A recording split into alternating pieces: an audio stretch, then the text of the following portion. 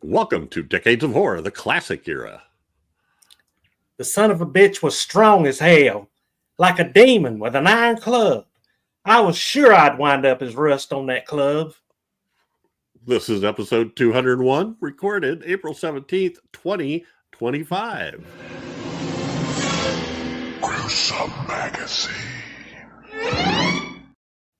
I am your host, Jeff Mohr, and on this podcast we cover the good, the bad, and maybe even the ugly horror films released since the beginning of time through 1969. In each episode, we'll discuss the monsters, spirits, psychos, and villains that have haunted movie-going audiences since the dawn of film history. Someday we're going to have to say that in unison.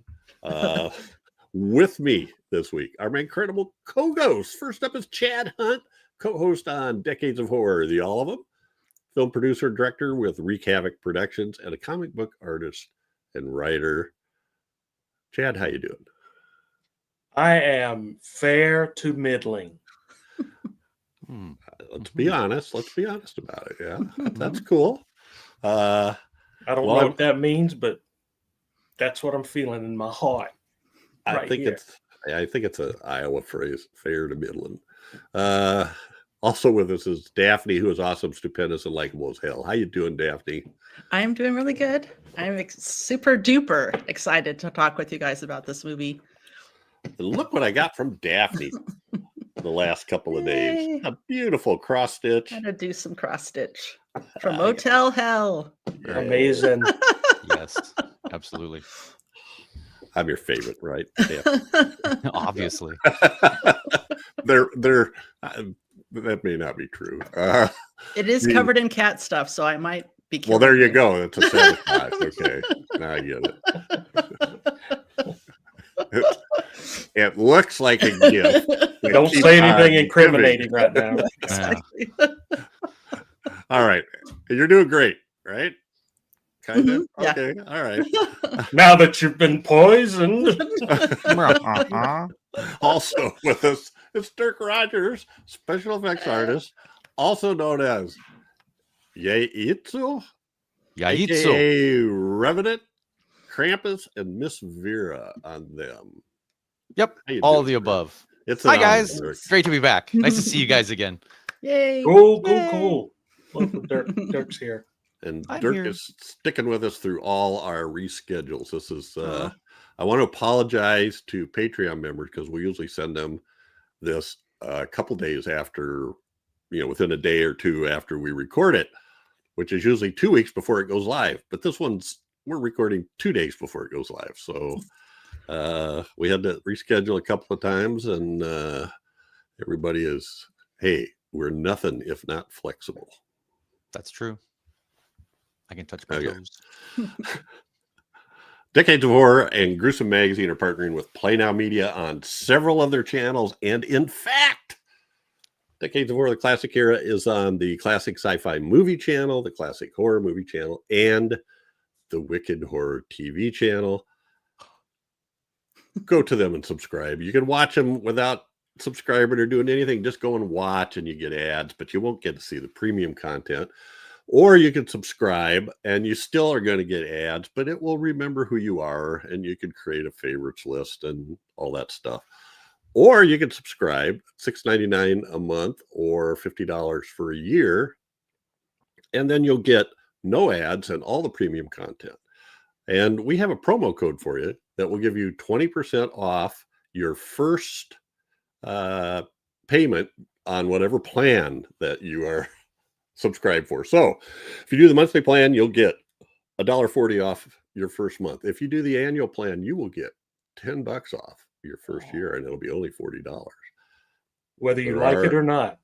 Yes, there are a couple of requirements. You have to be a first-time subscriber, and you have to subscribe on their website. And the promo code, lest I forget, is DOH60. DOH all caps 60. Or Jeff sleeps naked. Either one. Yeah, either one works. Yeah, it worked for me. And it's scary how I can actually butt trial stuff during the night while sleeping naked. Anyway, super secret code. It is. Yeah. It is. Spoiler alert, this movie is, what is this, 57 years old, something like that. We're going to talk about this and all points of the plot, etc. So if you haven't seen it and don't want it to be spoiled, you should probably go watch it. And it is available right this minute. It's available on the Criterion channel, pay-per-view, and you could probably find it on Dailymotion and archive.org as well. It's on YouTube as well. Oh, is it really? Yeah. Yeah. That's not surprising. A lot of times it's a Criterion disc that's been out for a while, so sometimes those get transferred to YouTube. Okie dokie. Well, so our topic today is, this is my new thing. Ooh. I like that. Wow. We get some Japanese flying stuff going on here. So, and I'm going to pronounce this stuff like American, because otherwise it's just going to it's going to sound dumb. So, our topic today is Kuroneko, 1968, also known as Black Cat. If you look it up in IMDb, it's Black Cat from 1968. Written and directed by Kaneto Shindô. Cast includes Nobuko Otowa, Kawaki Taichi, Kichiyaman Nakamura, and Kei Sato. It is a production, a co-production of Kindai Aiga Kyokai and Nihon Aigo Shinza. Distributed by Toho. The release date it's really distracting while I'm trying to read this. It's, the release date is February 24th, 1968 in Japan, and May 27th, 1971 in New York City.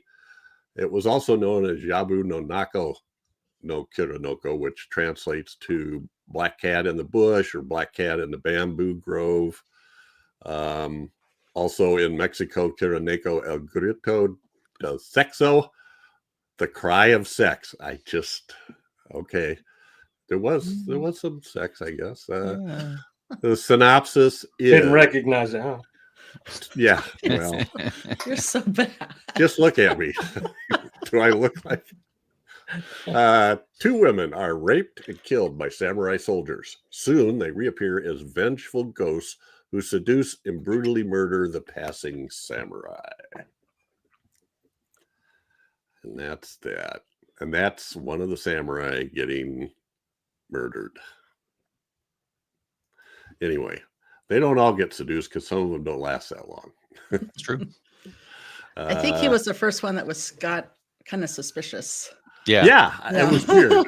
I was writing this down because there was different ways. Some of the first samurai, she walks ahead of him, and the second samurai rides in his lap on the horse, kind of a ride double, and the third one, he's leading the horse, and she's sitting on the horse, and apparently that was so he had easy access to his sword. I don't know exactly why, but anyway. It's time for first impressions, and this is Daphne's pick, so you get to go first. Why did you pick this, and when did you first see it, etc., etc.? Well, I picked it because it's awesome, and the first time I saw it was shortly after the episode where you guys talked about Onibaba, and with Nick, and so I watched it around the same time, and I liked it right away. I think it's beautiful. It's quiet but violent as hell. Very atmospheric, and I love the expressionistic, angles, and I don't know the way that the kind of theatrical. I don't know what the right word is, but it's just this very theatrical with the lighting and stuff like that, and there's this sense of dread.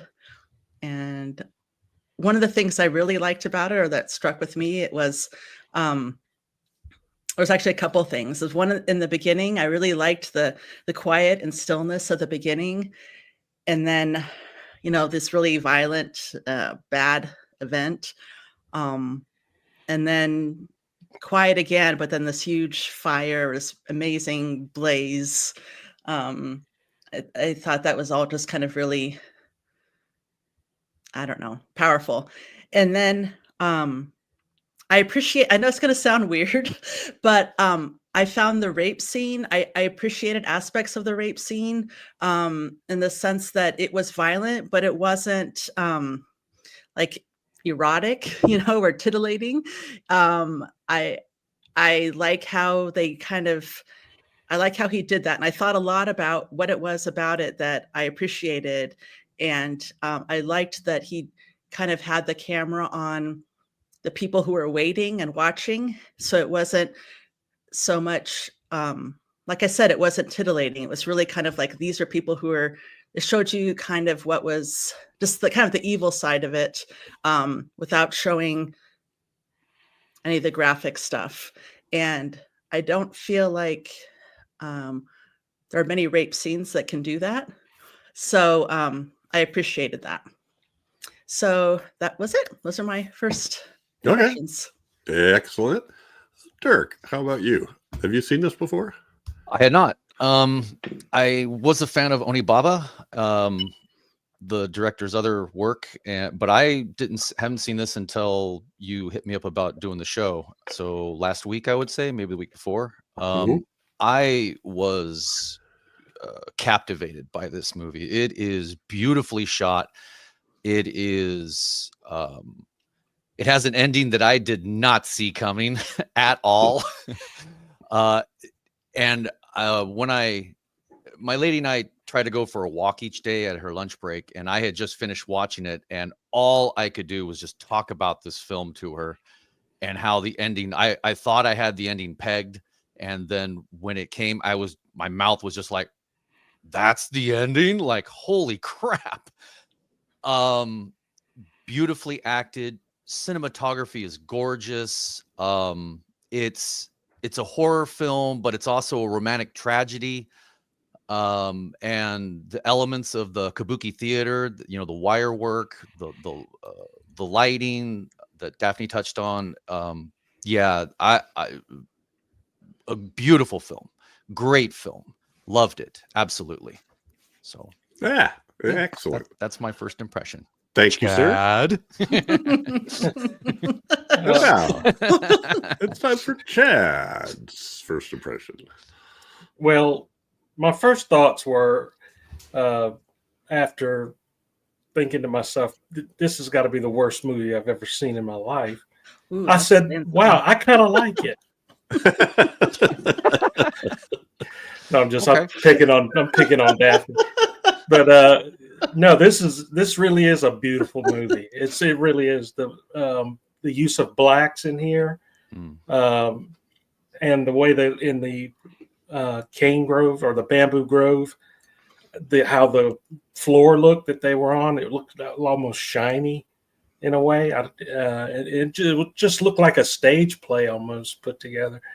And the one thing I like about these kind of ghost stories from Japan are the dreamlike quality to it. It almost feels like a fairy tale almost, or a Grimm's fairy tale, more like a Grimm's fairy tale maybe.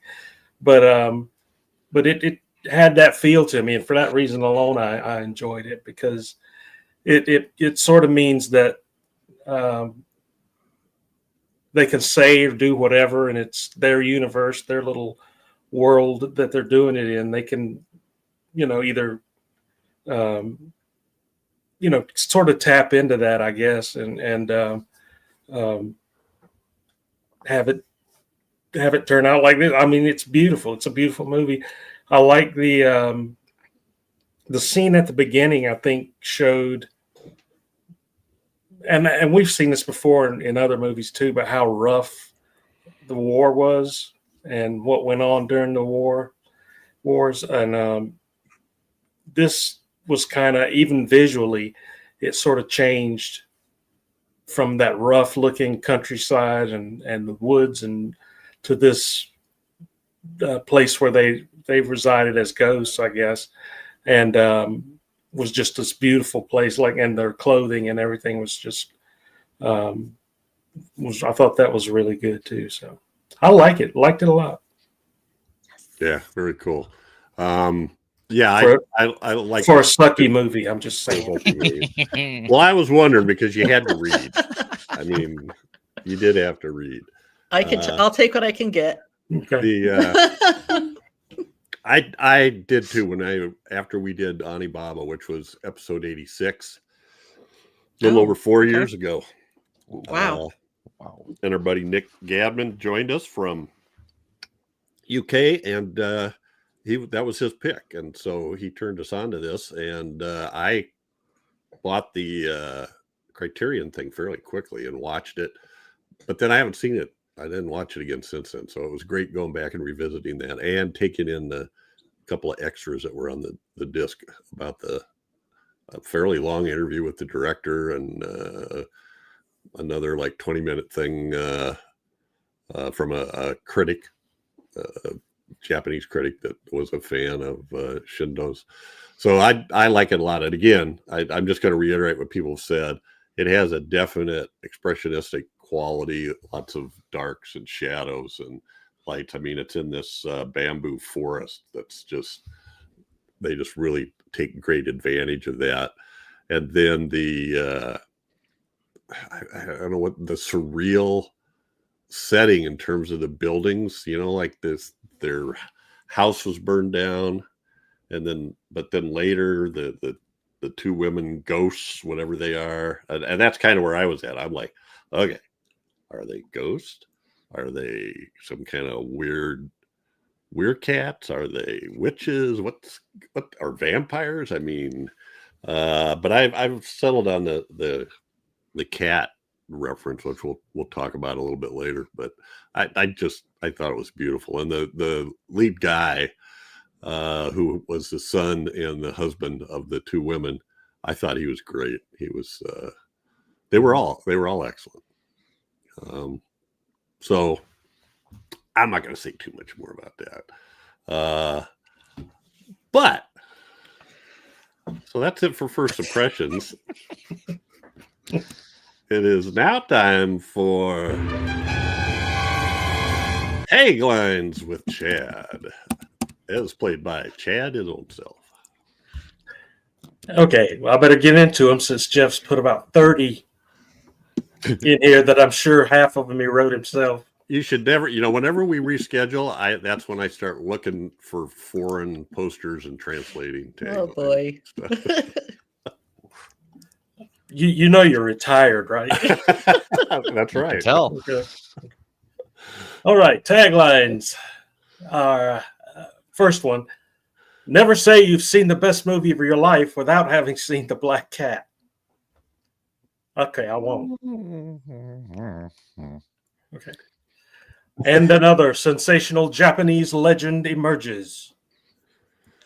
That's okay, but it's not really firing me up.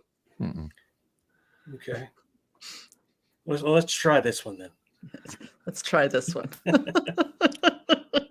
The nefarious crime, the mysterious figure of the black cat, and the woman who's killed while loving.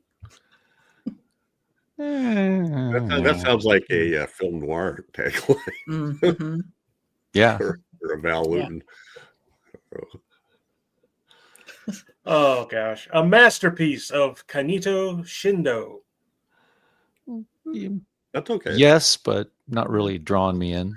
Right. Okay, let's try this one then. Yes. A cry of passion, a scream of sex, a moan of death. Okay. Okay. Yeah. Okay. Okay. I'm not going to move on until I get some kind of feedback. You're doing a great goodness. job. Yeah. I'm in the moment. Okay, great. Thank you. I'm doing as good a job You're as better 'cause you're taglines reading then. More impressive and sensual than Onibaba. Well, the delivery was amazing on that. I'll say that. Yeah. It's been No a while notes since for I me. watched that one. I gotta. Yeah. What's an Onibaba? Is Not she essential or impressive. okay? Is she a demon or a ghost? Human or cat? Writhing with sexuality, bearing the fangs of vengeance. 2 female cats, 2 women loving. 2 women loving. Not each other. Yeah. Oh, yeah. That's Okay. I just Well, feel like I read the Maybe. ingredients on a box of Count Chocula with that one. For 7 days and 7 nights, they exchanged the vows of love and doomed sexual encounter between a man and a ghost. Told you they'd like it. yeah, that was good. A Kaneto Shindô cinematic fantasy, the world of illusion and the beauty of revenge. And he's down on the 3rd. Those are not. I don't know. None of those were great. I don't. Yeah, they didn't. None of those really hooked me. No. I mean, I get forgot the what movie Kaneto, we were talking about. the Kaneto Shindô comment. If you're from Japan, maybe would incite you in. But all right, well, and that's been Taglines with Chad. Chad's our hero, cool and rad. With him reading taglines, they can't be that bad. That's what you think. And Crystal said she meant that. You know, she was saying the other night she meant to sing that with "They can't be that bad." You know, the question mark. Oh. Okay, well, let's take a look at some images here. So posters, and as usual, I'm a little overboard on poster, but this is the one I see maybe the most. There's not a lot of information on there other than, and we see the aerial maneuver over the top, and the cat's eyes of a cat. I really like how they merge the black space around her in doing the wires with the cat. You know, it all kind of blends together. No, it does. Yeah, it's all black. All right, and then this one is this is a common theme that there's several of, where they're walking through the bamboo forest, and we have cat's eyes in the background that could be twin moons of Death. I forget the planet. Yeah, no, they're cat's eyes looming in the background. But it's nice. I like that poster. I think it's pretty. I'd put that on my wall for sure. It is pretty.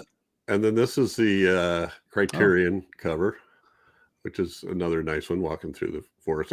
Back to this other one that we'll talk about this later, but the way I'm going to ask about this, the way that they always walked holding the veil over their head, like it was raining and they were hanging a coat or a newspaper over their head to keep from getting wet. Well, I don't know if it was modesty, maybe. I don't know. I don't know. Not sure. Japanese, pretty typical, but nice. Yeah. Kind of VHS box looking. And then this is this gets a little more into the nitty gritty here. The Eureka Blu-ray box. Yep. Yeah. Yep. We're biting our own arm. Yep. There's Now, Mama. This one's my favorite. Ooh. Ooh. Yeah, that is cool. I haven't seen that one.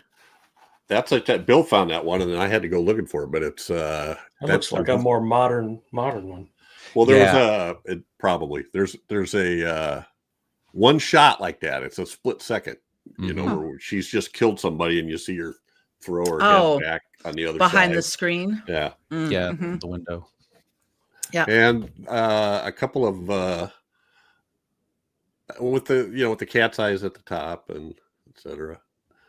And so the one at the top is Mexican.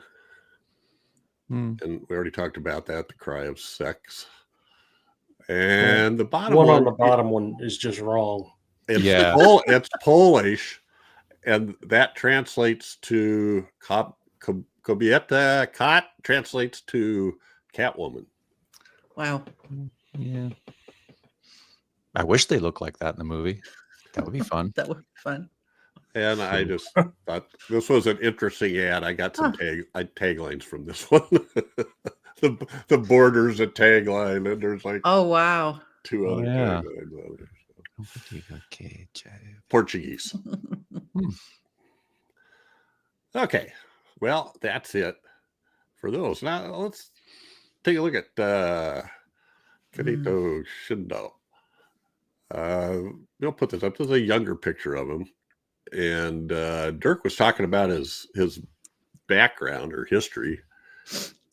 Yeah, he. I mean, he got conscripted into World War II into the Imperial Navy, and served about 2 years. And he had just started his film career. Out of the 100-man unit he was in, he was one of the 6 survivors. Most of them were killed with American torpedoes. And the day that Japan surrendered, he turned his uniform in for a pack of cigarettes. Then he proceeded straight over to the Shohiko studio. I guess that's where he had been working. It's in Ofuna. And when he got there, the whole place was abandoned. So he went straight to the script department and just sat and read surviving scripts until people kind of started to filter back in. Wow. He, let's see what else I got here. He directed a total of 48 films. At first, he wanted to be a director, but then he realized that everybody was trying to be a director. So instead, he became more of a screenwriter. And he ended up writing 238 movie scripts, directing a few of those as well. He was a working screenwriter, author, and a director until he died at age 100. Yeah.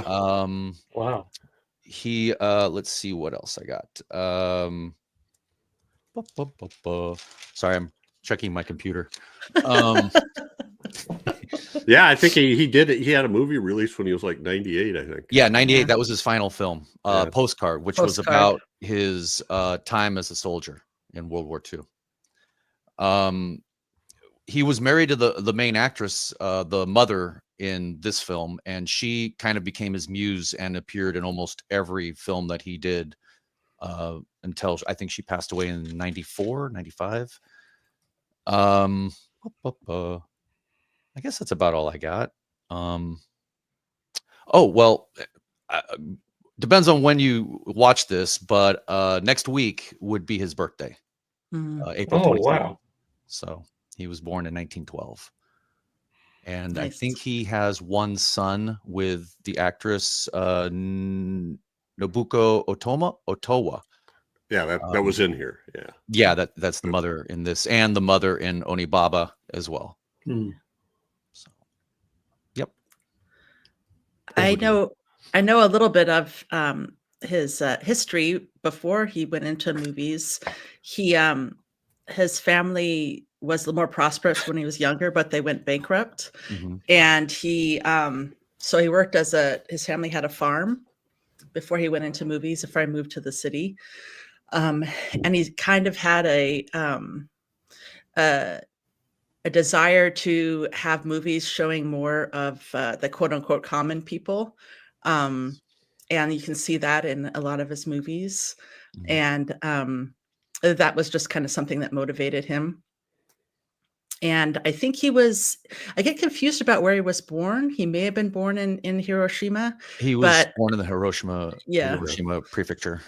And so he also made a movie kind of about that and the bomb. Mhm. It has a really interesting life. And he has some really interesting interviews that you can see pretty easily, that he talks about his inspirations and things. He just seemed like a really interesting, very artistically motivated and talented person. Yeah. The interview on the Criterion disc, was done in 1998. And I'm thinking afterwards, I was looking to see how old he was. Yeah, he was 86.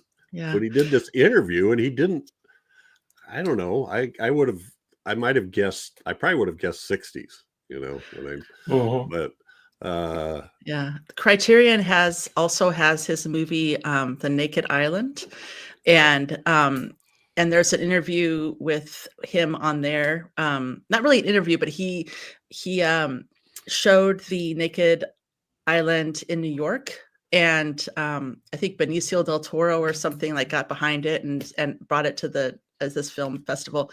But he's almost 100. He's like very, very old. Wow. And he's talking about this movie and kind of what it means to him and stuff. And it was just, it just kind of sent chills down my spine. And he talks a lot about something that it made me think of that I hadn't really thought of before was that he was mentored by another famous Japanese director that I'm not very familiar with. And so there was, he kind of expressed, there was, when people talk about some of the history of movies in Japan, they kind of talk about an earlier group, like around Kurosawa, being more kind of like historical. And then he's in this kind of middle ground where he's bringing the old into the kind of more into the newer and how it's related with history. And then after that is the Japanese kind of new wave, but just kind of the stuff that he brought from the other perspective, from like the humanistic older perspective to this kind of in between that then went on to a more modern thing. I just thought that was fascinating. And seeing that connection between them and the mentorship and all this stuff, it just really made me appreciate more his work and seeing that kind of artistic stuff. I don't know. I'm not doing a very good job explaining it, but that really kind of, I don't know, made me think about it a lot more. Yeah. Yeah. The guy that he was like a protege of is Kenji Mitsuguchi. Sorry. And seemed like he was the typical sort of harsh, like the stereotype of a harsh Japanese mentor, because he would, just tell him he didn't know what he was doing. He didn't know how to write. He wasn't a writer because he was writing, blah, blah, blah. But he didn't, when he recounted that story, he's not being derogatory about him at all. He talked about how much he learned from him. So I read some of that same stuff, but what I thought was funny was when he got into the film business, he started in the film development department, and every film that was shipped to him came with a script. And he said nobody ever read the script. In fact, they were printed on rice paper, and people took them in the bathroom and used them for toilet paper. So he started collecting all of them and reading all of them. And then he also read this, and I don't know anything about this, but I know I wrote this down somewhere and now I can't find it. He read all 43 volumes of collected modern theater to learn how to write drama. And he said, that's all I did. I said, I went to work and read scripts, and I went home and read the books. That's all I did, and so anyway, and then he started the one Kendai Aiga Kyokai, like one of the co-production companies on this, was a company started by him and a friend of his, because where they were working would not give them a chance to direct their own scripts because there was too many. I think you mentioned that, Dirk. There was like too many. There were so many assistant directors that you couldn't even become an assistant director. You had to get people's permission, and he would get permission. They gave him permission to do this movie. He wanted to direct of his script, and the company still wouldn't let him do it. So then he wrote up storyboards for all of them and showed it to the company, and they still wouldn't let him do it. So he started his own company. So here's a picture. Yeah. So here's a picture of him older with a camera, but there's Children of Hiroshima, which I think would be very interesting. It's about the aftermath on the island. And then the one next to that,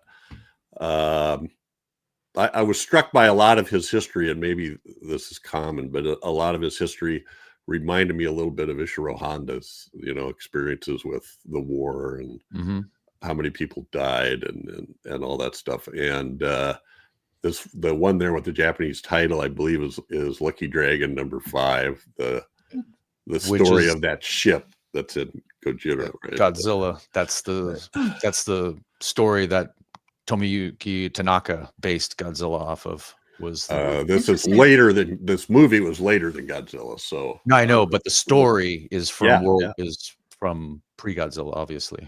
cool. Which is based on hydrogen bomb tests on Bikini Atoll. Yeah. Naked Island, he said he was very proud of that. It had almost no dialogue in it. It's basically the life of a farming family. And of course, Onibaba. So yeah, this guy is a very interesting guy and very productive all through his life. And 238 scripts. Holy cow! I mean, Yeah. You talked about him and other people making this independent film company, and I was reading that the Naked Island was kind of something that he wanted to make, they wanted to make, and it was risky, and it was so different than everything. But it's basically what saved his career, or what started making money for their independent studio, and won some, made it possible for him to continue making movies that he wanted to make. But it was kind of a risk that he took. Yeah. It's a beautiful. yeah, he had movie, no problem taking risks. Mhm. And these are really, as far as I could tell, these are Onibaba and Kuroneko are the only horror related films, although Children of Hiroshima has to be horrific in some way, I would think. All right. Interesting characters. So I gotta check out. I was trying to find Children of Hiroshima, but I could not. It wasn't on any traditional streaming service. I don't know. I don't think I tried archive.org, but I was kind of surprised it wasn't out there. I think Kotawa was in that movie too. I think she played the teacher. I can't remember, but she was. I think she played the teacher. Not 100% sure. All right. Well, the leads in this film, and there's Nobuko Otowa and Kawako Taichi is the daughter, and Kichiman Nakamura is the son. It's basically a family unit that were separated. I just thought he looked cooler than hell when he was all screwed up. But he has that battle in the I don't know, bamboo or the reeds or something, where that big guy they called the bear is chasing him. And he just seemed like the biggest, like he wasn't, he's just trying to run away. He just seemed scared as hell. And I guess I would have been too. He's just running. And then he apparently the big guy is distracted, thinks he's hiding someplace else, and he sees his moment. And that's a real stylistic kill, right? He's carrying a sword and he just runs at the guy with his sword out thrusted. And, yeah, I think it looked like he was like the only survivor of that huge battle or whatever. And he was scared. Right. Yeah. Yeah. And they were, the daughter doesn't have very many lines, mostly just when she's crying. And the mother seems to be the one kind of running the show. So you think that whole thing where they're holding the veils over their head, that's like from modesty? I have no idea. I'm guessing. Anybody have an idea? I don't know. I would guess the same as Daphne, something along those lines, maybe. Yeah. Or maybe it's windy or something. Well, then the other thing is, so that top picture of Nobuko Otowa is, they have these, and this isn't, when we see them early on and they're raped and killed, they do not have those smudges on their forehead. Is that something to indicate the ghosts or the cat? I don't think so, because when they meet with the emperor, or I'm not even sure if it was the emperor or the governor, maybe, but he had those same smears when he is saying, this thing has to be taken care of. Oh yeah, the guy that said I can't sleep at night. Yeah. I think maybe it's like aristocratic makeup, or more prosperous fashion makeup. Yeah, I would agree. Because once they come back as ghosts, they are dressed more in aristocratic fashion. In fact, one of the samurai even comments that they have a nicer house than he does, and it's it's the world belongs to the samurai, according to him. Yeah. And I wanted to talk a little bit about Nakamura too, or Nakamura, however it's pronounced. I know he didn't make too many films, and I believe he became quite the darling of kabuki theater. Yes, as a performer, which this movie employs a lot of kabuki tropes, like the wires, the stylized lighting when the two women are talking, and every time they move out, there's like a spotlight that comes down on them. It's very staged, very kabuki. Beautiful, absolutely beautiful, as we keep saying.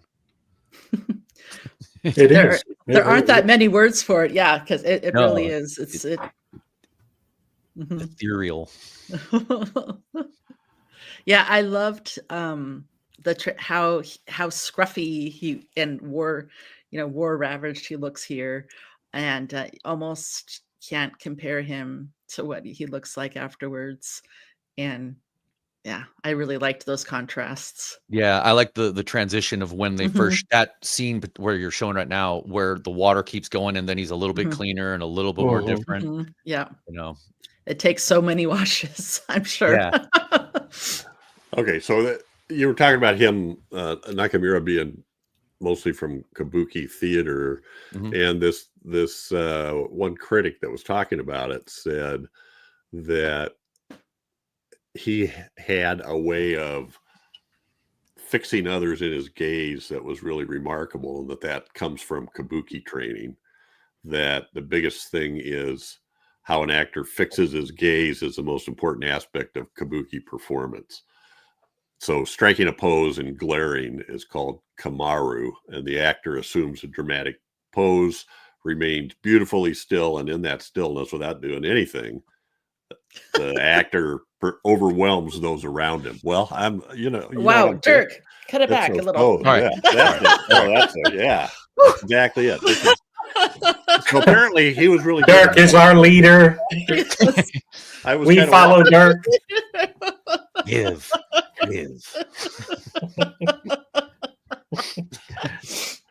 Wow, that didn't take long. So sorry, Jeff. No, but after reading that or hearing about that, I was watching him, and he does that all the time. In fact, most of the males in the movie do that. They'll turn and then say their lines without really moving, and they've got a kind of a fierce gaze, so to speak. Except for the prefect or whoever that was behind the curtain. Nothing about him seemed fierce. Well, that's a trope in a lot of Asian like karate films and stuff like that. They strike some of those kind of poses where they're like almost looking over their shoulder back at the guy and stuff like that. And so I don't know. I think it's cool too. Some of those. And I don't know why they do it, but they do a lot in cartoons like Japanese animation, where everything is kinetic and moving, and then all of a sudden they're frozen in a really cool pose or something. But I always thought that was cool. Is that where David Caruso got it for CSI Miami? Probably. Yes. He always whatever. David who? looked into the camera and said something. Lip balm limit. Well, that explains kind of a little bit to me. Kind of, I thought it was fascinating how he could, when he was sitting with the women and realizing that they looked a lot like his mom and wife, how he just kind of seemed like okay with acknowledging that these were ghosts of his of his wife and his mother, and that perhaps they were demons. He wasn't sure. He just like kept his cool and stayed very stoic, and that kind of explains a little bit of that character that I don't think I would have been able to put my finger on if I didn't know of its connection to that type of theater. Yeah. Mm-hmm. Well, it's kind of like when he first figures out there the ghost cat thing appears.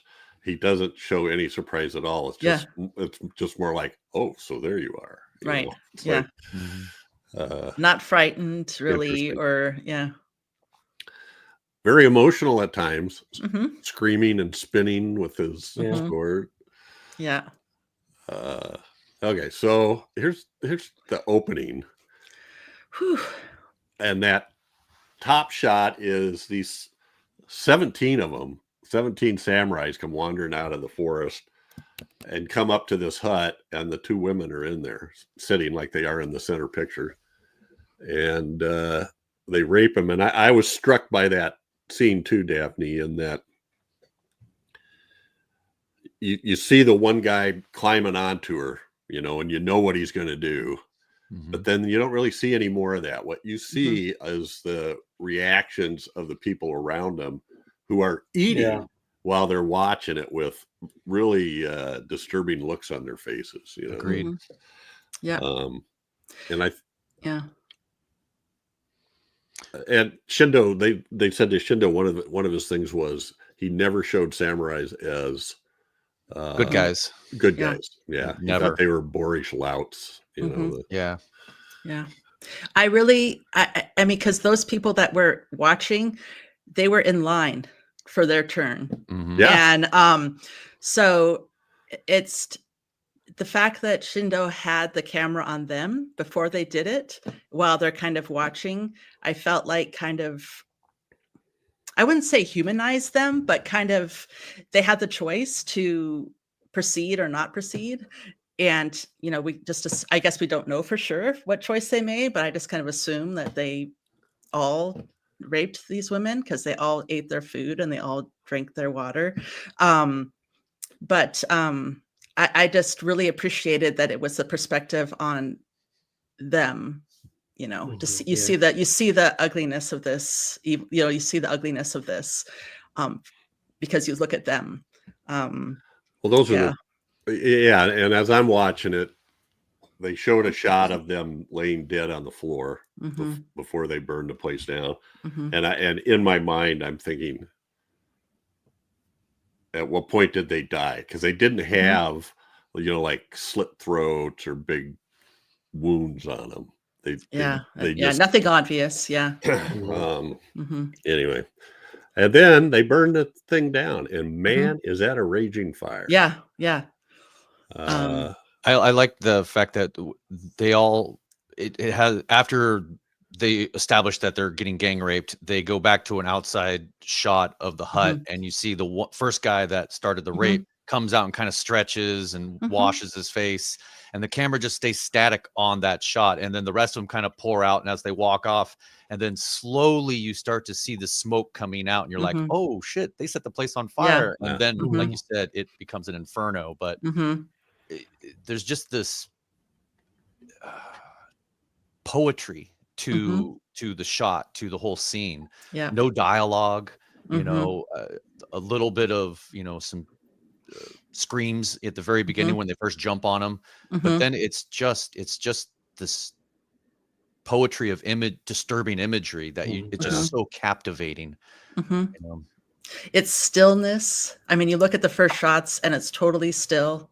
And then there's also violence, and then stillness again. It's just kind of almost the normalcy of the rest of the world outside, and then this huge flame. That's the first guy when he came in and stared at him. And I think Dirk mentioned this too. It really establishes war, how this war. And well, they're coming to the assumption is because the first thing they do is there's a little stream there, and they dive into the water and start drinking. So you get the idea they're coming out of battle. None of them are clean. They're very thirsty, and then they proceed to just whatever's there is theirs, belongs to them. They just take whatever food and women they want, and they actually make a statement like that later in the movie. The one guy says that. And the bottom picture is after the place burns down, and it's not just in one way. I'm wondering if he's making a statement because their skin is fairly pristine, but there's ashes all around them, and their clothes seem partially burned, etc. I kind of took it as kind of maybe an allusion to the fact that they're coming back or they're still there or something, something like that. Mm-hmm. I don't know if it was by the cat or if it was from their agreement or whatever, but well, and I think the cat is back. sitting right there, right? Yeah, the cat. Oh, yeah. Tries to lick him. Yeah. Mm-hmm. Well, then that kind of brings us to this top shot. I thought was great. Mm-hmm. It's kind of crawling over them, and then from that point on, throughout the movie, we periodically hear meows and It's so awesome. and there's alternating shots, like they show the woman, and then there's a cat head. Then there's it's so awesome, she says. It is. Well, because it is. It is because there's so much silence in this movie, and they don't go over the top with the meow. It's just kind of it's there, in the background, and I think that's great. But so after they're dead, it flashes. If I remember right, the next cut is the Rajamon Gate, which is outside this sort of big sort of temple looking thing, right? And there's a gate. And there's a samurai going by. You see the woman walk across the balcony at the top. Did you guys catch that? Mm-hmm. That's very strange with her. At first, I couldn't figure out what it was until I went, oh, yeah, there's her arms holding her thing. So, yeah, there she is walking out front, I think. And then, of course, then the samurai comes over and talks to her and says, well, you're going through a pretty dark, he acts like he's being a nice guy. You're going through a pretty dark area. Do you want me to go with you? Or could you please come with me? I think she actually asked that first one. And then he makes a really weird statement. Oh, sure. It's out of my way, but I'm late already, so it doesn't matter. I'm like, I guess that's the way samurais think. I'm late all better. So what's being a little later? That's the way it was translated. Yeah, that's a that's good point. true. Good point. And then the bottom shot is when she introduces her to her mother. This is kind of the standard thing. The mother would come and serve them, and then she would serve them sake. But that shot of her mother coming down, look at how the gown is such a perfect triangle sort of train going out behind her, and those everything, the curtains in the building and their clothes were all the same sheer. I don't know what cloth it was, but well, and it definitely looks glowing, with the fabric and the lighting. It just kind of glows, like Dirk said, ethereal. It's something other is happening, Yeah. It's beautiful. That was that a doorway behind her, the mother's coming through? yes, Can't remember. Yeah, that if you look at it, the doorway is askew just a little bit, and I think it's there to sort of throw you off a little bit. But it was almost like the house itself is part of the, I guess the magic trick or whatever. Yeah. So that's a good point. Yeah. And I wanted to bring that up because I wondered if the house is that an illusion that they've built up, because a couple times it's like they're in that house and it sort of like dissolves away, and now they're in the burnt out building of their home. Did you guys catch that, or am I? Yeah, I did. Yeah. No. I think you're right. Yeah. And I feel like, did you guys see, I wanted to watch it again to see if I could find it, but I didn't have time. There were a couple of times when they were in the house where they had not almost like a split screen or something where you see like things growing next to them. I don't know if it's bamboo where there's movement or something. It looked like there was bamboos, like they're in the house and there's like bamboos going behind it, like they're moving. Right. It was very unusual. It was really neat. It caught my eye, and that definitely made me think what's going on? Something weird's happening. It was something weird, all right. Yeah. Anyway. That samurai you had in that picture, I think that was at the first one. Yes. Yeah. I love that walked in the door. Right. I love that he. The same guy. Is that the guy you're talking about? No, the one before that. Last photo. Okay, Yeah, the well last this photo. is the guy, the first guy that walked into their House. Yeah. house and stood there staring at him, and I Uh-huh. assume was the first rapist. Yeah, because doesn't he say, "I recognize you," or "I feel like I know You you"? look Yeah. familiar, It yeah. makes you want. Oh, later it made on, me yeah, wonder. yeah. It made me wonder if Well, and that's what they he's- were saying. Yeah. I think he's the one that says something about how samurai, we get, now we're samurai and we can do Right. whatever we want. Yeah, And you have take to give whatever us we whatever want. we Yeah. want. And Right. who are the farmers? They're not even human Right. anyway, Yeah, and I Um, thought that line was really interesting because well, a couple of things. Where he said that he used to be a farmer, but now he's a samurai, and samurai can take whatever they want. And so that also made me think about, maybe Shinto and classism, kind of nodding to that. The fact that this was a farmer and now he's, the samurai who was supposed to be, better, a higher class. And then I also had to admit that the first thing when I heard them say that is I thought of another more recent quote. And when you're a star, they let you do it. You can do anything. Yeah. It is. So, yeah. From 1968. So yeah, that's the samurai sitting there. Is that what you were saying? I think that's the same guy, but it's almost impossible to recognize these guys because they were so scrabbly, when they were right. Doing the rape and murder that it's hard to recognize them. You just have to kind of assume. And not only that, we find out that the women swore to kill all samurai. So Right. it doesn't really matter. Right. Yeah. Well, that's the evil that they made the deal with the forces of heaven and earth, or the demon of evil. That's, there's always some kind of thing where he's going to get you in the end. You're not just going to get what you're asking for. He's going to get you. And of course the husband son would come back as a samurai. So now they're, So I'm not sure. Let's see if this has, so that picture in the middle is kind of the one that poster. Yeah. The hair. Yeah. The one on the top is the mother, and I swear it's like she's like I think that's right after she's drinking out of a bowl, like a cat. Right. That might be the bowl that she might be doing that right now. Yeah, like her licking her tongue. I think that's it. So yeah, there's all kinds of stuff throughout this movie where there's like cat-like things. Like when she kills the first samurai, did that strike anybody? That the way she jumped around his neck and bit on his neck struck me as how big cats hold their game play down. around. Yeah. Or her hair braid was twitching like a cat tail. Yeah, that was funny. That was cute.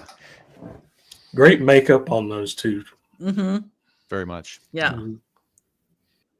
So yeah, and the bottom one is the first dead, and that dead samurai, I think it looks to me like he's just kind of outside that house, I guess. Or wait, that's a different picture. All right. Is he in the burned building now? I think that's maybe by the gate or something, or on the trail or something. Or it also could be kind of hard to tell, but what you guys were alluding to earlier with the house being part of the whole curse and all, I could say that because they seem to only attack at night, that as the day came, because I think even mother said you have to leave before the sun rises. So I would assume that perhaps the house would disappear and the body would be left where the house was, which was kind of just off the road. Yeah. Well, and so this, I don't know if you can see these or not, but this is the bamboo trail, so the one on the top, kind of hard to see, but she's walking down the trail and the samurai's riding the horse behind her. And she does that weird little thing where she sort of half jumps or leaps over a puddle and kind of hangs in the air. Yeah. A little. Yeah. And then the one in the middle is just showing the visual of the corridor of the bamboo. I just thought that was really kind of claustrophobic and then the bottom shot is when she's riding the horse and the guy is leading her right before he all of a sudden takes his sword out and goes after her to no avail. I also thought it was really interesting, just the repetition of it, that you just saw it over. So this is what they do now. Yeah. You know, I thought that was really interesting too. And it seems like they get more. I don't know if I'd say braver, but they kind of. I think that people start finding out about these things, and so it gets to the attention of the warlords or whatever. So they're becoming more. I don't know. It's happening more often. They're getting attention. You know. Yeah, Reiko, who was like the head samurai, the head of the samurais, right? He was in the house that they were giving him a hard time. So this is kind of what. So we get to the end of where they kill off like 4 or 5 samurai, and then he's trying to decide, who am I going to get to kill this no one wants to do it. Assassin. Yeah. Oh, well, he went off the war to the east. Oh, he went off to the war to the west. And who will I ever get? And we flash to who ends up being called Jintoki. And that's the war scene where all the bodies are laying across the field. And then he holds the head up of the guy that's known as the bear. And he's facing Reiko, holding the head under his arm, but I'm like, he's got his head in his hand when he's standing in that field too. But when he tells that story, I just thought that was hilarious. The emphasis in his voice, and then I did this, he must have thought I was a king or something, I did like how when he was the whole base of him becoming a samurai is through this supposed courageous act, and yet when you actually see it, it was completely by luck. He's being chased by the bear, and the guy gets his foot stuck in the mud or whatever. And then he sees his opportunity, just run back and just kind of cheap shots him in a way. Certainly not with the honor that you would think would be. But it isn't. It's not hand-to-hand combat, really. Right. No. Until then, he's whimpering, running through the absolutely the bamboo. Right. And then the did you say the bottom samurai, the guy in charge, Reiko, was that his name? Supposedly that was based on a historical samurai that was, I guess, really well regarded. But the director, as we said earlier, was not a fan of the samurai, and so he ended up casting this guy as kind of a lout, like a womanizer, lazy. But apparently a lot of some of the most famous samurai that are have stories spoken of him or whatever were all under this guy. But yeah, the director was not a fan. Well, this comes from the same period as Onibaba, which is around I want to say around 794 to 1185, the Heian period. I only know it as like feudal. I always call it feudal Japan. That works. And that actor is Kai Sato. That plays the Reiko. So then he's this wonderful, great hero. So he has all of his, I don't know, what do you call them? His concubines or the women all around him that they bathe him, and he just stands there. And I thought that whole scene where he's riding the horse, like he's like, ride like the wind. I don't know. I like scenes like that where it looks like the guy's really right, and his hair was so matted. And so anyway. And that with the shot you're talking about when he's riding on the horse and he rides in front of like this giant rising sun behind him. Oh, it's just such a beautiful shot. Those were great shots. They were great shots. All right. I think I don't know in terms of, so he has to go find these kill these, and turns out it's his mother and his wife, and then his wife, they have vowed not to tell him who they are or who killed them by the evil one, whoever they made this pledge to, that then they have to drink the blood of all the samurais. But there was a couple, I thought this was cool too, and when he sees her in the puddle, reflection in the puddle, she's like a cat woman, and there's another shot where they flash that on, and then at one point he has a fight with her, and he thinks, and he chops her arm off, and the chop, and the arm turns into this Cat arm. feral Yeah. cat arm, kind of. Mhm. She She liked to lick it. she She's tricks him. cleaning it. Yeah, Mhm. she tricks him into giving it to her, and then he notices, "Hey, where's your left arm?" That was funny. Yeah. Trying to think of. Oh, this was her disguise. She was Yeah. a seer. hmm She was what? A A seer. seer. Oh, okay. Trying to think. A couple of this is. I like that shot. That Yeah. was cool. Yeah. It Also beautiful. Structurally hmm neat. See that hanging arm? I Yeah.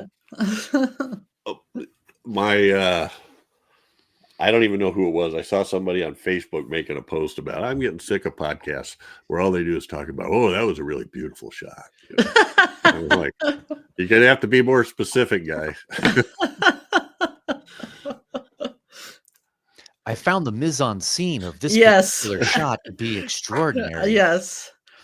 And I do have a larger version of that one. I just She did have a little burn makeup on there. Yeah. yeah, Yeah. she did. She Yeah. did. I'm Mhm. guessing that the reason they're not more burned is just the times you couldn't really show gore.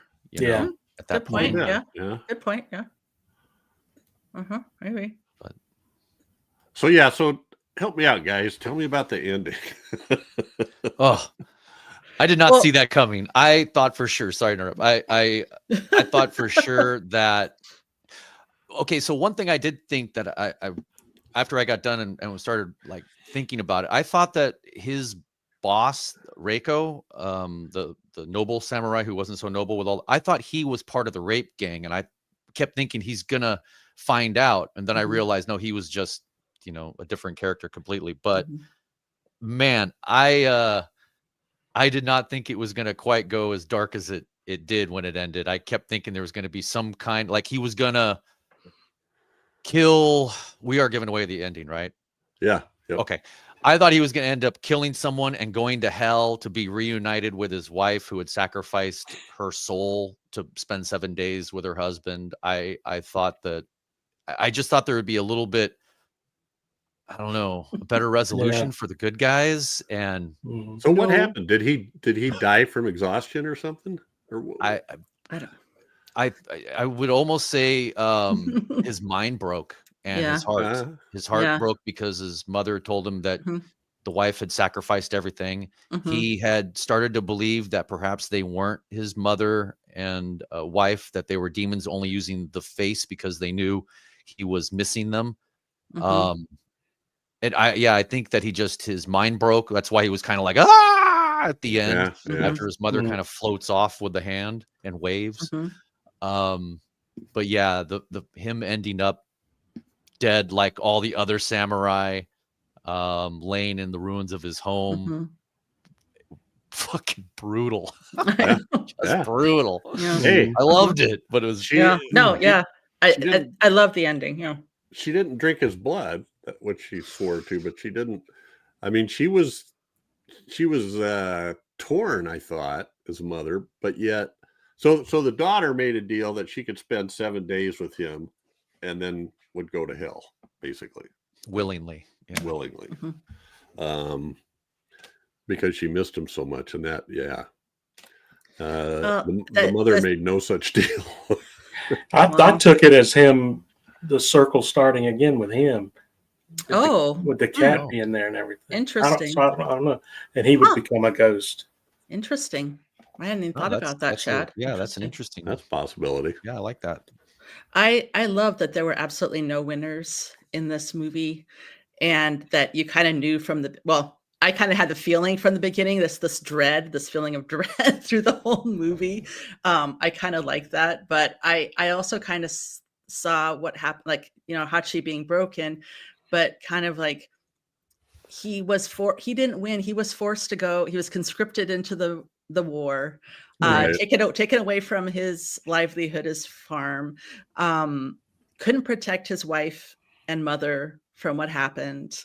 And then to keep his honor, he had to choose between killing them or being killed, probably by the warlord. You know, and then just kind of like just becoming obsessed with being with his wife, and just going back there all the time. And it's painful to watch. And then, yeah, very, very much a tragedy. And Shige choosing, you know, like you said, choosing to do that just for us to be with him again for a short period of time. And then Yone, the mother, like, she loses her son, she loses her life, she, you know, was murdered. Then she loses her partner, her daughter-in-law, in this kind of revenge thing that they're doing. So she's totally left alone, you know, vowed to take revenge. It's just no one wins, and it is so tragic. Yeah. And I just kind of see that as a kind of a statement about war.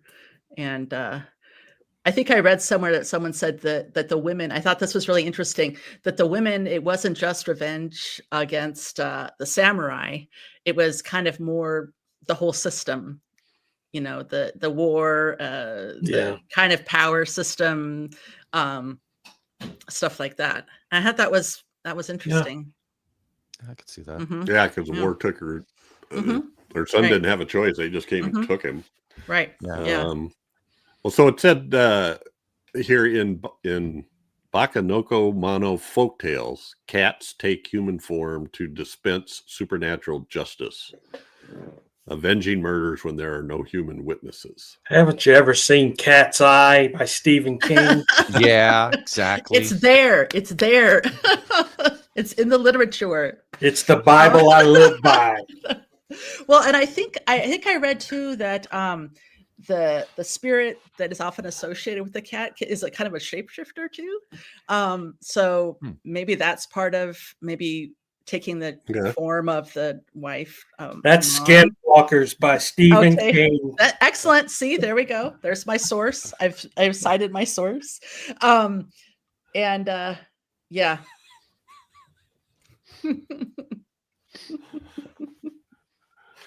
Any other comments about this movie? This is an excellent movie. I think that spirit also ate the people that it possessed. I think I read that too. The spirit that they made the deal with? Whatever, one of the demons or one of the people in folklore, one of the creatures in folklore possessed another animal or a human and then ate them and they were done. It's kind of cat-like. Huh. I would just say because cats climb up on baby cribs and suck the life out of babies, right? Yeah. Steal your breath. I would say the shared DNA between this film and Onibaba, there's actually quite a bit. I mean, both movies have no dialogue for the first 10 minutes. Both the protagonists are both a mother and a daughter-in-law. Just the crew, there was 15 different people, from cinematographer, editor, composer. The writer and director was the same for both films, obviously. Costume, continuity, camera operators, as well as 4 of the actors that are in this are also in Onibaba. So there's definitely a lot of shared DNA, but I feel that Onibaba kind of plays around with the mysticism a little bit.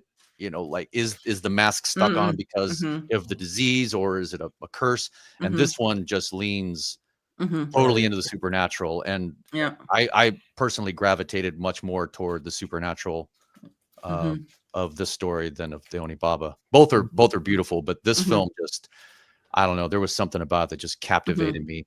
And the end was so just, it was a gut punch, you know? But it definitely was a film that I was still thinking about and wanting to research to find out more about it after it ended, because the ending just stuck with me so much. Well, and the first appearance of the ghosts, I think, we see a samurai, you know, casually riding his horse, and all of a sudden we see the wire, you know, the flipping over top of them in an arc. Mm-hmm. We saw seven other samurais. There was a lot of them. 7 one samurai. after the other. I either messed that up or Jeff didn't get it. Deep cut. Yeah, The 7 golden vampires. Yes. sure. Somewhere. Sure. I'm just used to stuff going over the top of my head. Yeah. Story of my life. Story But- of mine too. Everything I say goes over everybody's head. It's rough, huh? Being a genius. It is. It is. Right here. It is. I can only imagine. Yeah. Well, I think that's it for Kuroneko or Black Cat. Check it out, and I'm going to look for some more movies by this guy because he's highly rated, and they sound kind of emotional. I mean, I'm not sure I want to watch on the surface, I don't want to watch a movie that's the true life story of the day in, day out lives of a farmer, but it sounds really interesting, and the I guess the trials and tribulations you have to go through, and there's very little dialogue. That intrigues me. There was really, I've only seen these 2 movies of his, but his attention to storytelling, and if there was no dialogue at all, you'd still kind of be able to tell what was going on in the movie just by watching it. And that's what this was, especially that scene like Dirk described at the beginning where they all meander out of the hut and then the smoke starts and everything, how long that scene was. And it's attention to the story like that I really appreciate. And that's what keeps me watching. It makes me want to go find some of his other movies too. Mm-hmm. Agreed. The fact that he was a screenwriter, he was, very well versed in the written word, but I find that his visuals are just as impactful as the words, like you were just saying, there's these scenes, the attention to the story that's shown through just visuals without any dialogue. Yeah. I would definitely go and search out his other movies just based on the cinematography that he employs. He definitely has like access to visual language. Like he can communicate so well. Yeah, I agree. 100%. Oh, beautiful. And that's becoming a lost art, being able to guys just knowing the language of making films. And that's why I think sometimes I get frustrated with the high energy action movies that come out now. I mean, they have a place like John, like the John Wick stuff or the Bourne movies or whatever, but that some of the superhero stuff, there's so much stuff going on so fast. I can't take it in, I don't know. That's probably just me, but I like to be able to relish a scene a little bit, Yeah. Yeah. This film has got imagery that you can like drink in, whereas something like Transformers is like, and you kind of just get numb after a while. And I think it gives you the space to do that because it is a little slower. There's not as much language. They really work on the sound, like silent. They really use that silence and other noise. You can, and that's one thing that kind of I really wish that the when people are trying, sometimes they use the word artsy fartsy as an insult. I totally get that. I absolutely get that. I get it, but I don't know. It sometimes movies like this, they make you think about other things, and there's not words necessarily, dialogue that gets that point across. It's images. It's making you think. It's sounds that you hear. I appreciate that. Yeah. I love bloody, cut up, gory stuff too. But I definitely, these are very good. Yeah. A film like this breathes more than just hits you over the head with the next scene and heavy amounts of dialogue. This just it has a life of its own. Well, one of the things Shindô said in this interview was that when he was reading the scripts, he couldn't believe how much how little dialogue there was. It was really short clip dialogue Mhm. with like almost like intertitles. And then there would be things like insert sword fight scene here, insert love scene here. And that was all there was. And that was like the bigger parts of the movie, Mhm. you know, which means the script writer wasn't fleshing it out. Anyway, and I don't know exactly what he meant by that. He just made the comment that that's the way. And that was, you know, 30s or shortly after World War II. So anyway. One other thing that I kind of talked about before is the amount of sex that's in this movie. It's has a lot of sexual content, but I really like how Shindô separates the sex and the violence. And I feel like some of the most, you know, more kind of erotic scenes, or are between the married couple. You know, it's like those are the ones that are more Agreed. kind of erotic or sensual or whatever, but which I think is really, I don't know, from my experience watching movies, it's not something that people do that often. It seems more like it's more to go to an extreme or get a reaction, where Shindô definitely used the violence of sex to establish that something bad happened, Right. but it's not, you know, she was still a sexual, you know, being with her husband. And that, I just thought that was really cool, because I don't think that that's something you see very often. I believe the director in one of the interviews, I think it might have been the film critic on the Criterion. I think he said something about Shindô viewed the human experience through two elements, work and sex. Yeah. And that's why he ended up, I haven't seen except these two films of his, but my research says that he did a lot of sex films later on, you know, a lot of, and then work as well. You know, he was, you know, the son of farmers, so he definitely always took those perspectives. But yeah, he definitely used to view the human experience through work, sex. Those are the two main things that humans, all of us, go through. So I thought that was interesting too. It's not something that you see in your. I wasn't expecting to see it like that, but yeah. He had a quote: "My camera is fixed to view the world from the lowest level of society, not the top." Yep. Which is what we've kind of been talking about. Right. That was kind of like I think what they were talking about when I was reading about the cat being low, the view from low. Oh. And I think when at Onibaba, I feel like it's been referenced to, because of all of the reeds and stuff that they work in. It's like the view from down underneath that, you know, you don't see, no one sees down there, and they don't, you know, acknowledging down there. So I thought that's cool too. Well, I think we should wrap this up. So y'all check this out. We loved it. Yep. It's not an action movie, but man, is it beautiful, and you get some aerial activity. It's beautiful. A little bit of wire work. And you get to see her rip the throat out of a couple of those boorish samurai. All right. Well, that makes it time for feedback. And first up, we have one on episode 138, The Brainiac. Who wants to do The Brainiac? Let's have Chad read The Brainiac from Kevin Schofield, 7864.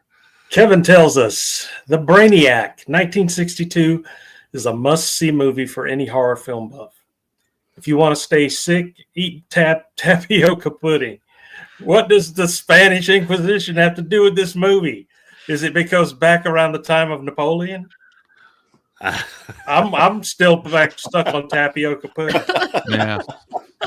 You want to stay sick, eat tapioca. Oh, episode 138. Okay. Yeah. Well, I actually have that on Blu-ray. I haven't watched it since I got it on Blu-ray. It came in a pack called I think Mexico Macabre from Indicator. It was a pack called Sucker. No. Oh, that's some great movies. Was that the one where the brain was just sitting out? It wasn't even refrigerated. No, it was the tongue. It had a head like a goat. The Mexican one, Ralph. Yeah. That might have been before you started regular. Okay. Might have been, yeah. It's Ralph. Ralph picked it. I remember Okay. that. I think that was when we were going through a string of guest hosts that were picking movies. It's weird. I like tapioca pudding. I'll give it. I know. I'm not sure. I'm not sure the Kevin? context. We're not smart enough to figure out what it is you're trying to say. But yeah, there was like Spanish Inquisition like scenes in there. So episode 160, Dr. Jekyll and Mr. Hyde from 1920. Daphne from Lanian. Lanian. I fell in love with Nina Naldi, having just watched this 1920 version of Dr. Jekyll, and I really enjoyed your commentary about her. Yay! Yeah, Yay. I did too. Yay! Thank you. I did too. Thank you. I'll do this one from episode 192, Night of the Big Heat. Berliner Zero says, saw this once. Once. Okay. Once. Hey, we appreciate all comments. That's very fair. All right. And then we have a few from episode That's so 200. That was our favorite, Grue-Crew favorites. Andy Morton from the UK says, great fun. Loved the taglines. You guys should do a quiz. Ooh. Ooh. We kind of a stump the saint, part 2. Well, I was thinking, you put taglines down this side and you put movies down this side. And Oh. you gotta match them. Maybe, I don't know. That's a good idea. All I remember is Chad got the first one right off, and I was shocked. I don't remember what it was, but I just remember him going, "Well, that's got to be you." That's what I love about our relationship, all the confidence you have in me. I guess out of everybody on the crew, you should be the one that would recognize the taglines. All right, Derek. Here's one from Jose for on episode 200.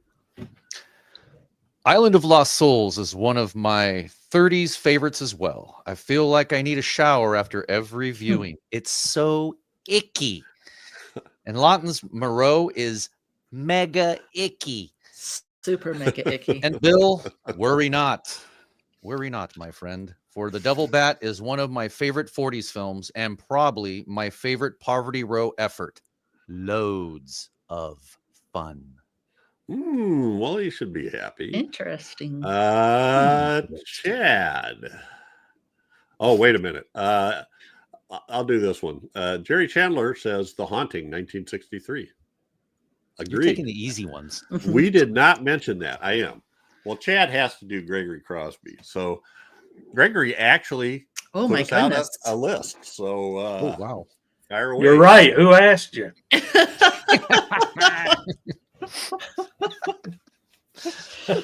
I'm going to sit back and enjoy. Okay. Anytime, Chad. Building up to it. Not that anyone asked, but listening to Classic 200, I can't help but share the 1920s. The Cabinet of Dr. Caligari, Nosferatu, The Golem, Phantom of the Opera, on to the 30s, The Invisible Man, Island of Lost Souls, The Black Cat, Mad Love, and now moving into the 40s, Jeezy Pete, The Wolfman, Dead of Night, Cat People, The Body Snatcher. Then into the 50s, The Thing from Another World, The Curse of Frankenstein, Night of the Demon. Damone? Into the 60s we go. Brides of Dracula, Kill Baby, Kill, The Mask of the Red Death, and Night of the Living Dead. And that's, out of all those movies, That's a the good only list. one we haven't done. It's a great list. The only one we haven't done is The Mask of the Red Death. Oh. And I've thought of that a lot of times, but I haven't pulled the trigger, as I'm sure other people have. Yeah, it is a great list. He apparently thought that the assignment was to do 4 movies from each decade. I think he limited it. I wonder if when he writes I bet when he writes a comment now, he writes in the voice Chad is using. Of course he does. Who doesn't? That's why he gets so angry about it. All right. Do I sound like that? We have the last one is from Thunderhead Jones. That name Chad, sounds familiar. yeah, Daphne, you want to take that one? Or Dirk? Let Dirk take it. Sure. Biddy horror. Why you? My grandma's a biddy. Nice. This Thunderhead, he thinks he's funny. Who is man. this? He never has anything positive to say. Oh, so. jackass. Jeez. Take a hike, pal. Go Anyway. listen to another horror podcast. Who needs you? Kuroneko. Anybody that's listening to this and doesn't read the blog, hey, we want to hear what your favorites were from the decades too. So Yeah. feel free to send them, especially. Well, anyway, Jerry mentioned one we hadn't done, or that we didn't mention in the podcast, The Haunting, I think. Yeah. Other than that, I think we did touch on all those. So thanks, Andy, Jose, Jerry, Gregory, Thunderhead, Lanian, and Kevin Schofield. We appreciate it. Shane. You got to put a couple more words in there, Kevin, or we got. If you want to stay sick, eat tapioca pudding. Let me send him my video of Conjunction Junction. What's your function? Well, I'm thinking he meant like watch stuff without any flavor or something. You know, like this. I don't know. The Brainiac's got a lot of flavor, good or bad. Well, that's what I mean. Flavorful. What is the Spanish Nose, Inquisition? And I think we tongue. looked that up, and that there was some versions of the Spanish Inquisition in Mexico too. I think we looked that up when we did the movie. Oh, Well, yeah. nobody expects the Spanish Inquisition. Never. Nobody. Okay. I prefer the comfy pillows myself. Yes. This is the guy with the tongue, right? Mhm. Yeah. Okay. He was a baron, right? Isn't he Baron? Yeah, actually, Yeah. the Mexican name was Baron de Terror or something Yeah. like that. And there's some space alien stuff going on too. There's something crashes down from space. It's a crazy movie. All right. That's it. So we love feedback. So please send your feedback to feedback@gruesomemagazine.com or make comments on the Gruesome Magazine YouTube channel. You know what? It just hit me. Do it. Not you, Thunderhead Jones. You go somewhere else. Don't do it. You guys just made me think of something. Uh-oh. I hate when I do that. So talk amongst yourselves. I was told there'd be no thinking. This is weird. Very uncomfortable. I left one look at out, that. and I don't want to. It's beautiful mood lighting you says set up there. Yeah. Beautiful. Yeah. Look at that. It's like, oh wait. Anyway. Dude, all your blemishes cleared up and everything Yeah. with that 30 years filter. younger. Weird. What was it? What was the name of that? Oh, Night of the Big Heat. Night of the Big what? Did you Heat. say heat or E? Heat. Oh, I don't get out a lot. Bird, it's a giant E. Run. Okay, I got one more. I'm going to read. Okay. This one's on Night of the Big Heat, episode 199 from Robert Baker. Can you imagine how much worse this would have been without Lee and Cushing, though? Laugh out loud. I didn't get the soap opera element either. Didn't need to be there. I kind of wondered if they made the main character unlikable, because in the first Quatermass, that character isn't very likable either to some. Not to Chad. But must have been a British thing back then. Some people who watch Doctor Who and are exposed to the first Doctor are a bit surprised how grumpy and crotchety William Hartnell's Doctor could be. Yeah. And the name of the movie isn't a good title. Sounds more like a police or noir story, but at least we have all seen it, and now we know. Laugh out loud. Yeah. Excellent, Robert. And All knowing's half the battle. And I'm sorry, I We're left learning. that one out. We're learning. Another Sweating. one. I am a learning robot. Oh, now Oh, another one. this is interesting. So Robert Baker actually sent one before that, and then apparently he watched the movie and then sent another comment. So Ooh. the one he sent before, which I should have read first, I had never even heard of this one before, but I'm always up for any Christopher Lee and Peter Cushing movie, Oh. especially if it's one I have never seen. This poor guy. This was good, I thought. The characters were all people I knew from other films. I have to wonder how this one had escaped my notice. Seems that is happening a lot these days on this podcast, and so far it's been nice to check out the new stuff. Kind of reminded me of Day of the Triffids in some ways. Now, how does that? The mystery is afoot. Before the beer, after the beer. Why? I should have never read that. People are messing with me. No. Are you sure that wasn't from Thunderhead Jones? No, yeah, he disguised himself as Robert Baker. Thanks, Robert. All right, so Ghost yeah, email. please send us comments. We love it. That's it for this episode, but every 2 weeks we'll be focusing on a specific film released between 1920 and 1969. Next up is one chosen by me, and it's the oft-mentioned The Devil Bat. From That was my devil bat. 40s. Sorry. Yay.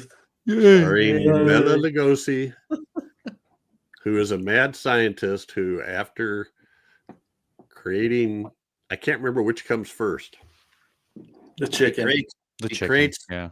giant bats, and then he creates an aftershave lotion that attracts the giant bats in order to get rid of anybody he wants to get rid of. Mm-hmm. I tried Here's that your one. Christmas present: a bottle of Aquavella. That was like that Bee movie that we watched. BEE, not B. Where Bees, the bees, yeah. Where Jerry the, Seinfeld? deadly bees, yeah. the killing bees, yeah. Oh, I thought you meant the Jerry Seinfeld animated No, film no, B movie. we're not going there. All right, I was like, we're covering that. we are. I haven't seen it. I'll do it. Kuroneko was an hour and 39 minutes, and we're coming up on an hour and 38 minutes. So Yes. we're keeping our record going, I guess. I love how movies at that time, though, although you don't get credits for all the people involved in the movie, but I kind of like a movie that goes fade to black, the end, and doesn't have 10 minutes of credits. Unless you've worked on the film and you want to see your name. That's exactly right. That's what I was understand trying that, to say at the time, but Everyone I've been in, I stay and wait for my name to go. I said, now we can leave. the only Yep. Let's go meet Jeff in the parking lot. Jeff's name ain't up there, that's for sure. All right, guys, I really appreciate it. Thanks for sticking with us after a couple of reschedules, and I'm fired up for the Deadly Bat. And hey, this weekend is Easter. Not that I'm not making a religious thing, but we're having family over for dinner. Back in Iowa. Yeah, and the wife is singing in the choir on Sunday morning. So I used to go. You won't catch fire, will you? I used to go to support her and listen to her, but she kind of said, I don't really care. So yeah, you better stay out of that. Yeah, I know. Unless they welcome you to step over the threshold. It's a weird juxtaposition. She goes to church and I watch a horror movie. That's church too. Mornings. Yeah, it is. You should look down if you go in. If there's a salt barrier, Yes. don't go in. Don't go in. It's very true. Your powers will be molted. Ooh, you'll be a Cheeto like that. But yeah, my son's family from shortly around here, and then I don't know. Hey, it's time to go. Hey, I have a Dirk, hard time thanks, even- Dirk, for being here, Dirk. Thanks, My Dirk. pleasure. Hey, I'm gonna Jared. Good to start see you. So good to turning, see you guys again. I'm I gonna love the start shirt turning too, ending- man. Thank you. Thank you. Oh yeah, absolutely. Yeah, Nice. I'm going to Like start it. turning the ending over to Chad. Turning yeah. it You're a bad shutter downer. I am. So thank you all. Thanks, Grue believers. I have a cool shirt too. Do you? Yay! Oh, Valancourt. That is cool. Yeah. Yay. Look, it's Alan Coet. What is my shirt? Yeah, let's see your never shirt. mind. Well, my T-shirt. Well, this one is the Check me out. Cthulhu one, Oh, cool. my Cthulhu Hawaiian shirt. Mhm. Well, these are my boobies. Which my All man three nipples, movies. you know, it's- Let's be clear about that. Did I ever tell you the story of my granddaughter once? She walked Is this into a the booby bedroom. story? Interesting You know, segue. she's like 4 years old, and I'm changing my shirt. She goes, "Grandpa, you got boobies," and I said, "I don't have boobies. I'm just fat." She goes, "Well, I saw them." Call it like you see it. Yeah. Okay. Oh, it's my Invisible Man shirt. That's Oh, neat. Oh, very good. Ooh, I like that. Yeah, that is cool. Nice. so. All right. Universal topped by Lovecraft. It's the way to go. Hey, you know what? No. Say goodbye, everybody. Goodbye. Oh, Bye, we're not everybody. signed off yet. Oh, see Oh, that little man. live? See that live flag up in the corner? Oh yeah. That's just telling me to live. Hey, have a good one, everybody. Good night. Peace. Night, everybody.